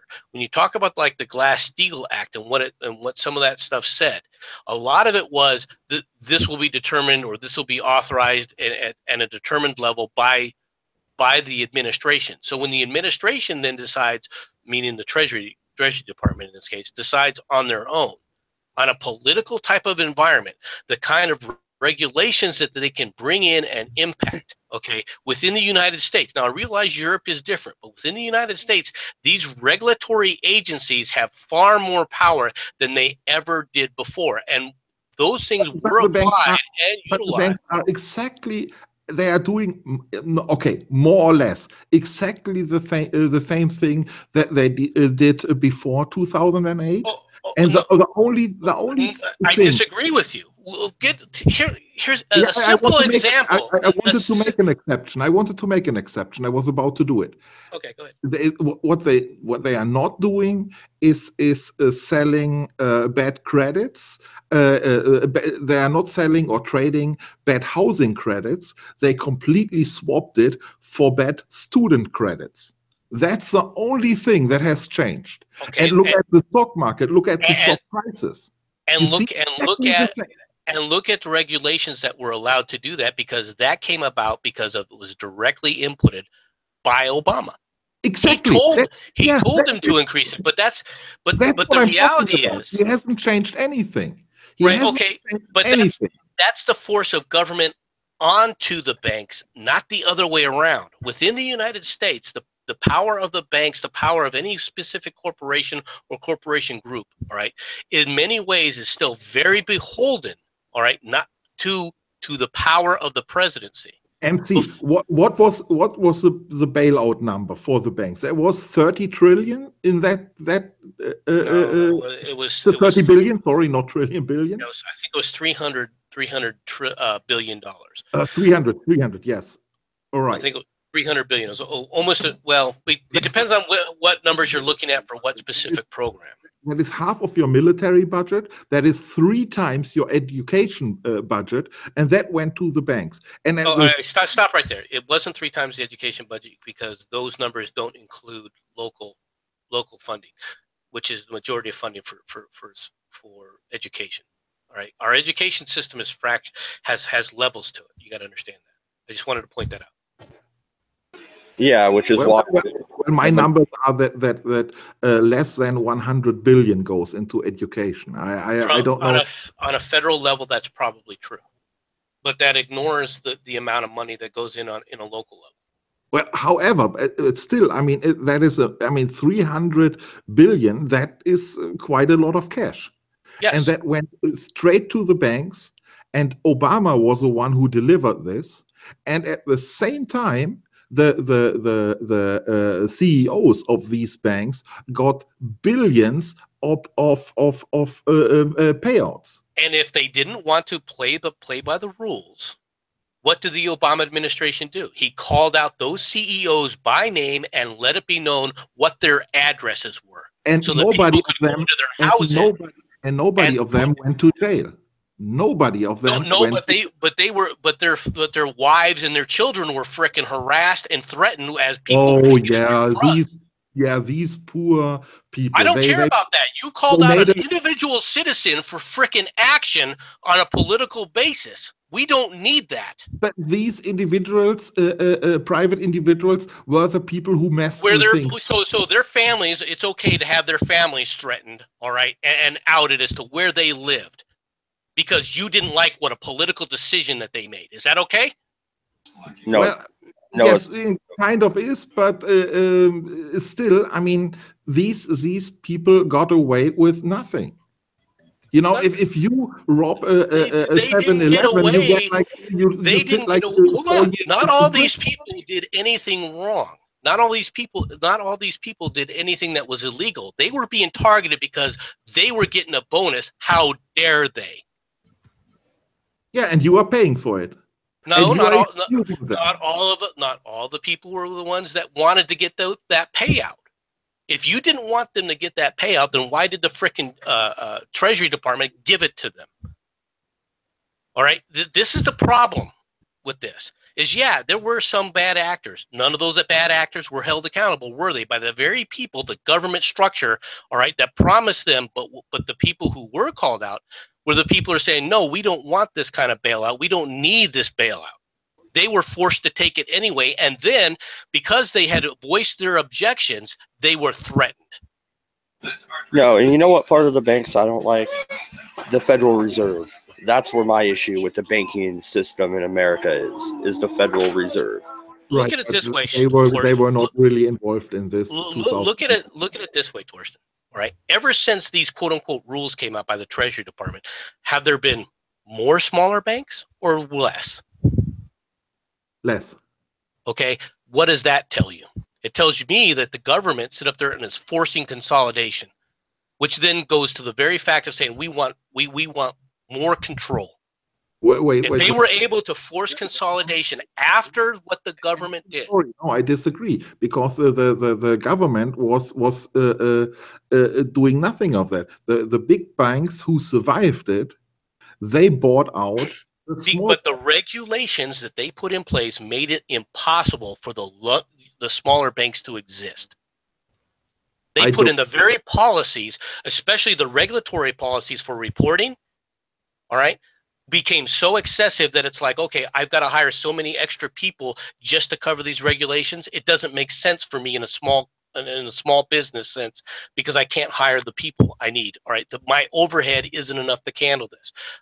It became much easier for them to sell out to a larger corporation that does have the extra overhead to be able to manage it. I would really like to see these regulations, because I don't know any of these regulations that made it impossible for the smaller banks. No, it's the same thing they did with Obamacare, with the smaller medical companies. We have less medical companies in the United States than we had prior to Obamacare. No, wait, we're talking about banks now and not about... No, I understand. But I'm talking about power to the government and government consolidation and how it affects industries. In my opinion, the same thing that happened in 1928 was what happened in 1929. It's the same that happened in 2008. In 1929, you had the same thing, that the small banks were bought out by the big banks. That was exactly the same result of the first Black Friday and banking crash, and we saw exactly the same thing under Obama.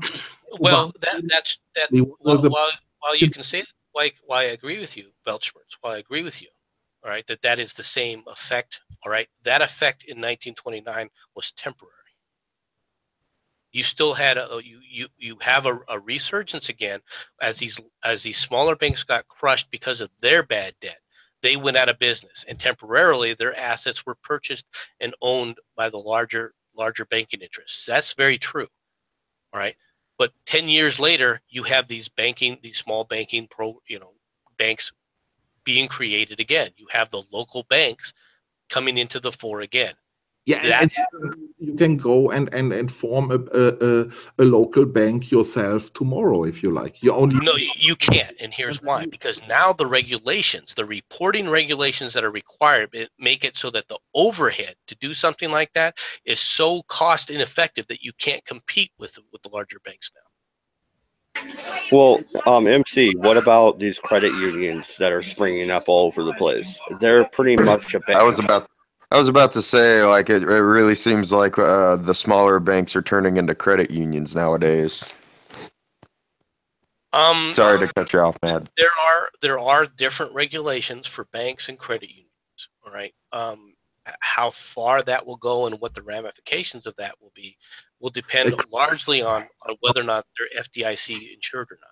A credit union cannot create money out of thin air, and a credit union don't get funded by the Fed. The big banks get funded by the Fed. So that some of them, all right, it depends on whether or not they fall under the rules and regulations by the FDIC. I believe most of them I've seen here in Oregon are FDIC insured. The ones that I've seen are not.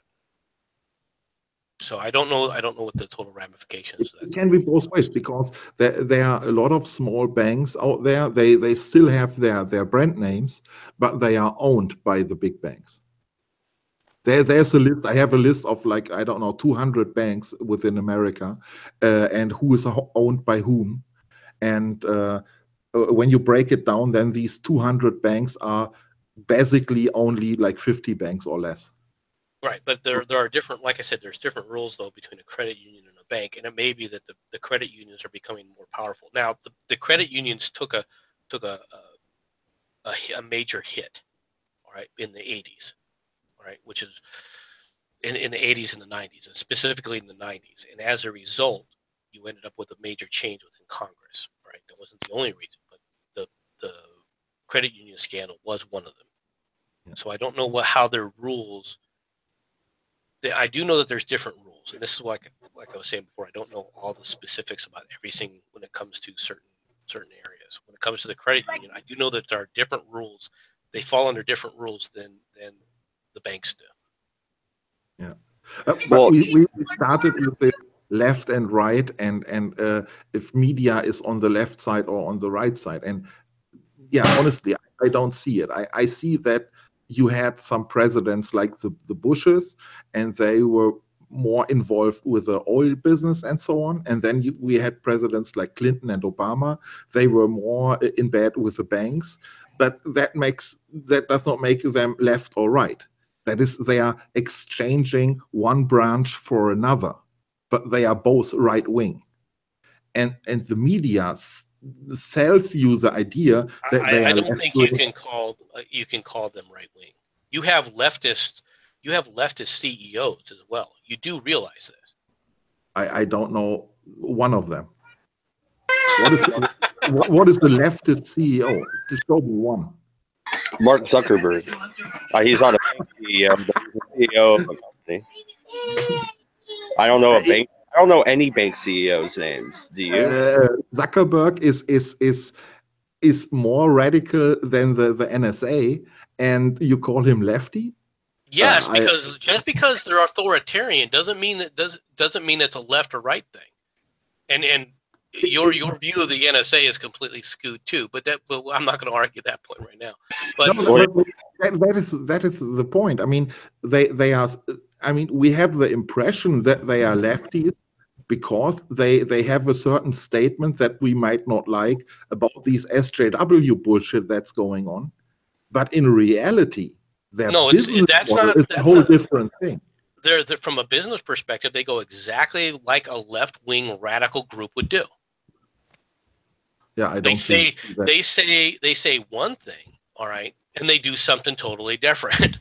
All right. Oh, they'll say that they're for what the right wingers do. So that is not a lefty, especially. Okay. Well, see, then this goes back to a definition. What do you consider right wing versus left wing in the case of Mark Zuckerberg?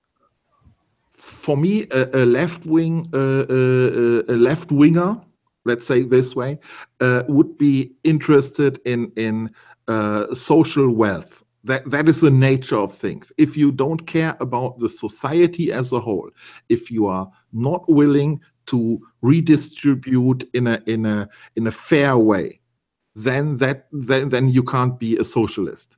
Okay. Who gets to decide? Okay, go ahead. And Zuckerberg is interested in his own money and making money, and exploiting people and exploiting all his clients and so on, and that makes him the opposite of a leftist. No, it doesn't. He wouldn't be the first socialist ever to exploit the people, anyway. But Right, you yeah, know, yeah.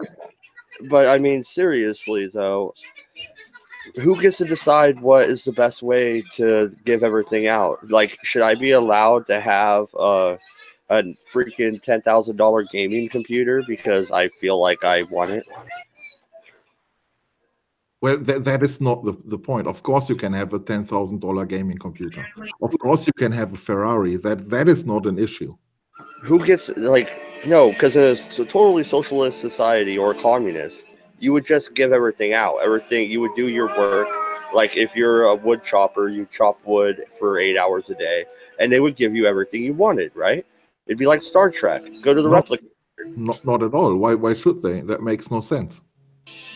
Then then how do you accumulate? How do you get more things? Like the capitalist society, you're not going to get all us Americans to give up our stuff. It's not going to happen. No, and it wouldn't make sense. I mean, why should you? Well, then who gets to decide the food? Then the basics. Who gets what portion? And it doesn't matter how many kids somebody has because that's taking food out of a single person's mouth. I don't understand where you want to go, Matos. That is my problem. I mean, you do your work and you get paid, and then you buy your stuff. So that's the way the system works. Now, the question is, should you get ripped off by the person who employs you or not? And that is the question. It is not about free market or anything. By the way, we don't have a free market, so yeah. Who gets to decide when the employer's ripping you off? I might be okay with $7 an hour if I'm making $0.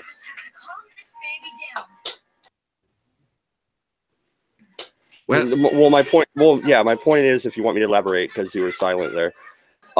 Okay, so if I'm making no money at all, but minimum wage is $15 an hour, and I can find somebody that will hire me for $7, and I'm actually making something, that is better than the $0. I will work for $7, and then I'll try and make $8. That is the whole point.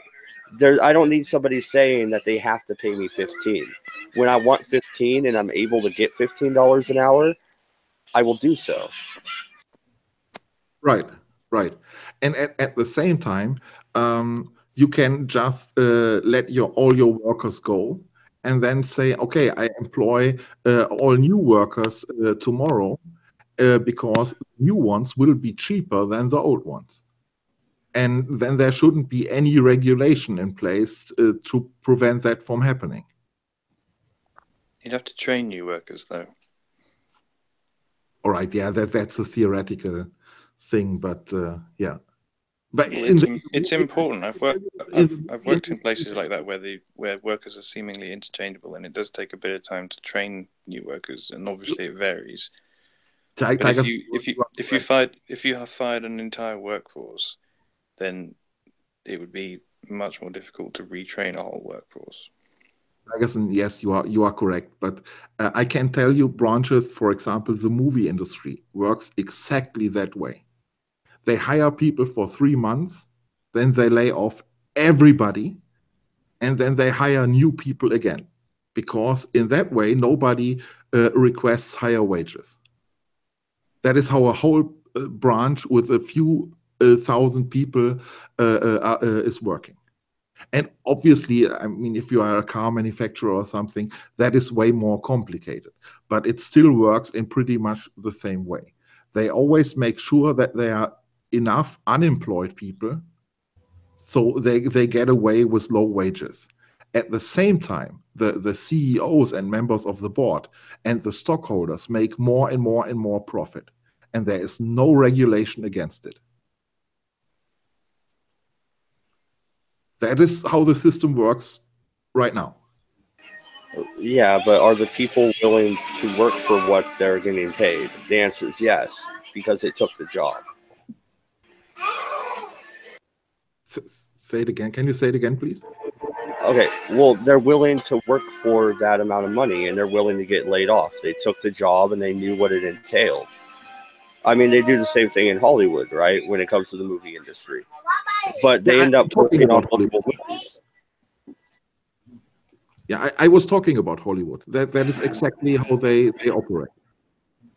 Yeah, but that same camera worker that got laid off from Die Hard went and got a job on Lethal Weapon, probably, because they had the experience from Die Hard, and then they made more money. They can't be constantly employed if they're just working on one film. Oh, they could be constantly employed. That is not a problem. Not constantly employed in the same area. If they're working on one film to the next, it would be essentially a different job, wouldn't it? No. You have Hollywood today is in Vancouver, and there you have 50 companies, one sitting next to the one before, and then they are letting off whole teams, like 200, 300, 400 employees. They get rid of them, and then they hire new people at the same time, but not the same people. Because if they would hire the same people for longer than one show, then they would demand higher wages. But in this case, because you get fired all the time, all 3 months, you are laid off. So you never ask for more money. And that is the way the system works. And those that are laid off are obviously never going to find work again. No, they find work again like a month or two later, but at another company. You know what I'm saying? They switch the employees from one company to another. Yeah, because you have to apply all 3 months. You have to apply for a new job again and again and again.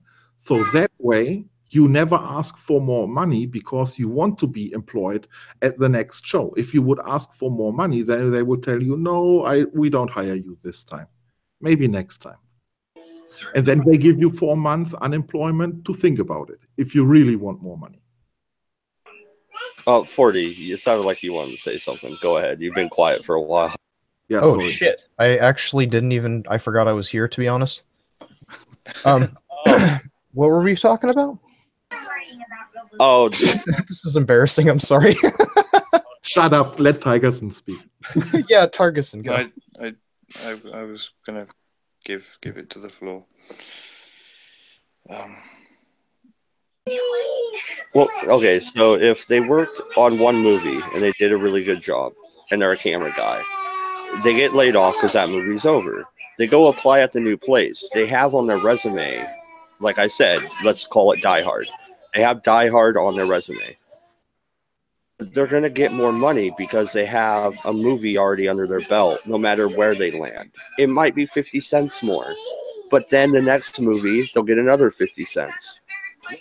That's actually not necessarily the case. I know in the video game industry, it's very much the same as Hollywood. A lot of people that make video games, funny enough, are completely freelance. And, as soon as they get done making a video game, 90% of the time, that person who made that video game is unemployed. And they're quote unquote on the job hunt again. So it's not always a guarantee, and that doesn't always mean that you actually get a raise for the work you do. It just means you're freelance. Okay, fair enough. So maybe he's right. They are interchanging them and paying them all whatever, but they're freelance. They work for themselves, right? Yeah. So they chose to work this way. Yeah. Well, then it's on them. They choose 40. Be more precise.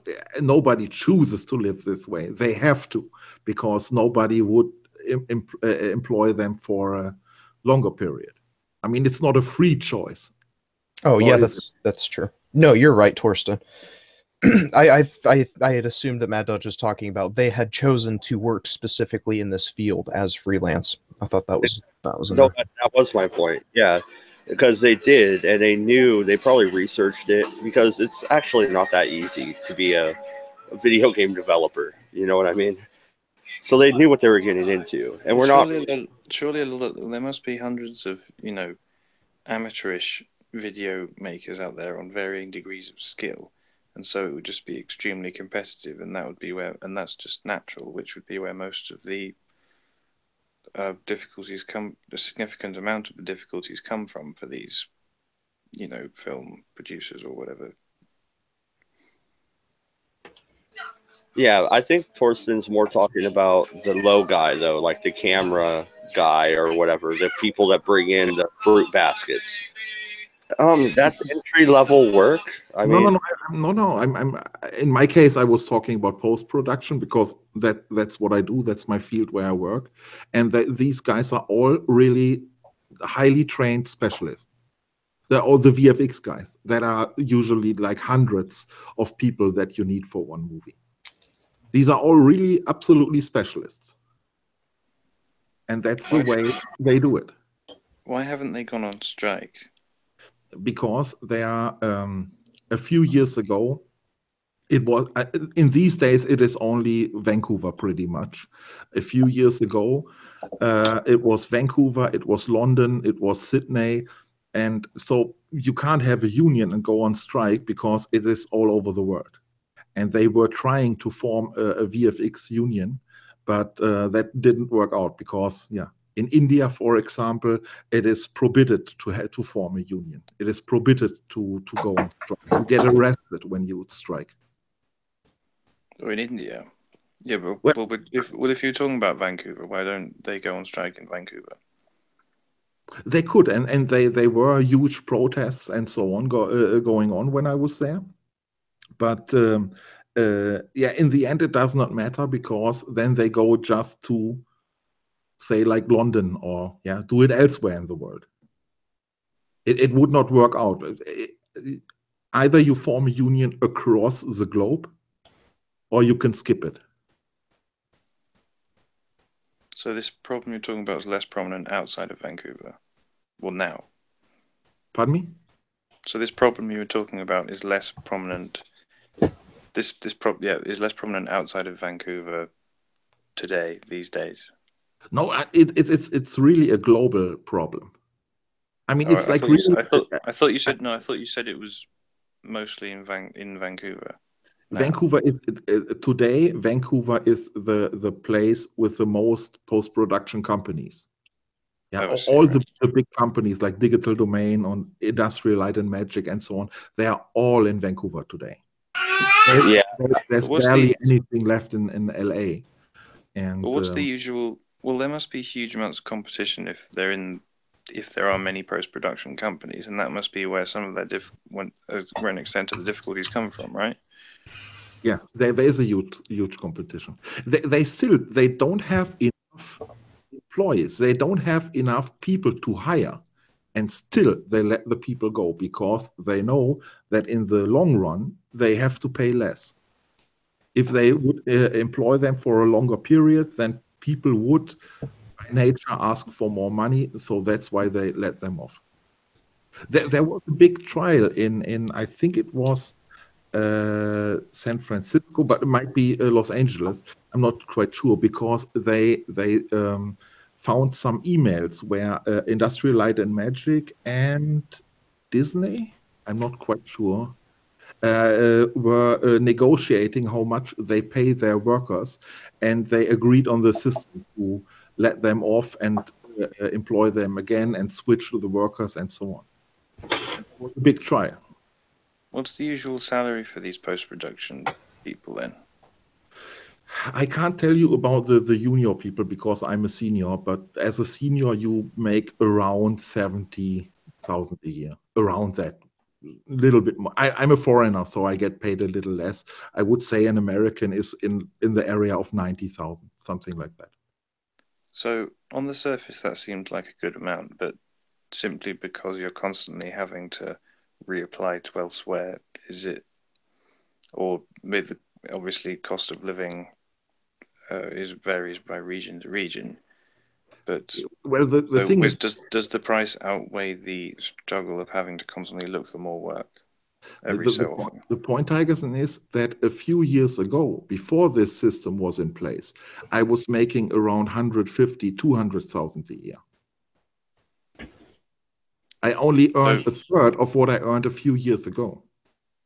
So is it still decreasing then? Yes, yes. Right. Yeah, well, I have nothing on that because you're talking about a very specific field, which I don't know about. But the system works the same, even if we are talking about unqualified jobs. The system is the same. You have an amount of unemployed people, and by having these people, you can negotiate way better wages for your employees, because you can always threat them to lay them off and hire somebody else. And when the unemployment rate is high enough, then you have this power. Well, as somebody who's worked a lot of the, odd jobs and stuff, digging ditches, unskilled labor, as I guess you would call it. No, I would build up a reputation after I did a lot of landscaping work, which is what I did for quite a while. And then I would make more money on each job because they had already heard of me, and I had built up a reputation from the lower jobs that I had started out doing. So, I mean, I would disagree when it comes to the lower end. In a high technical skilled field like that, I don't know why you're not making 200K still. And I'm sorry. Maybe you guys should try and make a union. And since you do go, around the world, maybe it should be a world union. I don't know. In the UK, I was looking up the raw statistics of unemployment recently, and yeah, it in general it tends to go up under neoliberal or fiscally progressive governments, or since the 70s at least, and tends to go up under conservative rule. That's just something I noticed, and it's certainly decreasing at the fastest rate in many years at the moment. Theresa May, although she's not been in for very long, but I looked that up about a month or so ago now.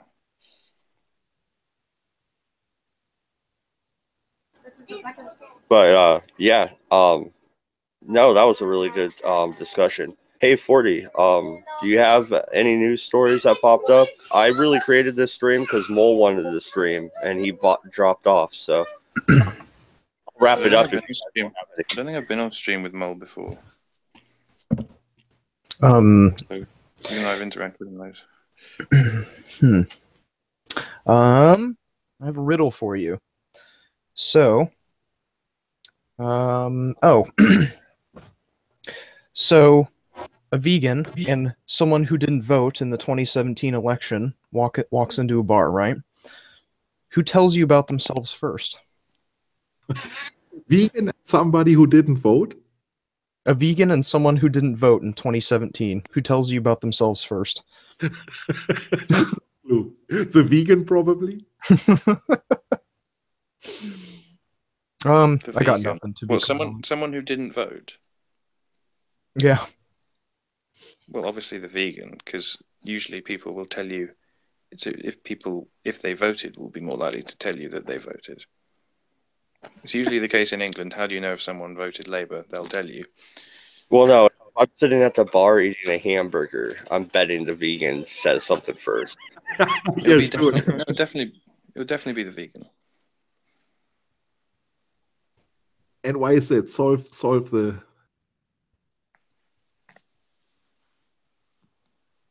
No, he had no topic, so he just came up with some random riddle. I think we're going to wrap it up today. It's a lazy Sunday. I think I might do the red eye on Tuesday. Give myself tomorrow to just chop wood, chill out, play Civ 5, because, that's what I do with my life. Well, it's lazy. Well, it's lazy for you guys. I mean, it's like midnight here. But anybody want to shout out a channel or a Twitter or anything, and then we'll sign out? Yeah, sure. Visit my channel, weltschmerz.com. Not .com. Weltschmerz stories on YouTube, I mean. All lefty shit. All my strange ideology. So, go there. Listen to... Don't go there. No, I'm subscribed. Go there. It's very interesting to hear the other side. Don't go there. Love me instead.